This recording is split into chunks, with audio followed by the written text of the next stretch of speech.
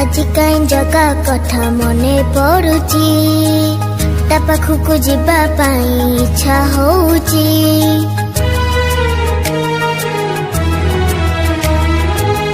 आषाढ़े आसीब ता रथ जातरा तते नहीं जीवी मु श्रीक्षेत्र परा। सुभद्रा भौणी साथे बलिया भाई जगह कुछ देखे कांधे बसे। मो सुना भौणी मो रूपा गौणी, मो सुना भौणी मो रूपा गौणी और से ना तू भाई तू मो भाई मत रथ यात्रा जीवने। भाई मु तो भाई तते रथ यात्रा जीविने।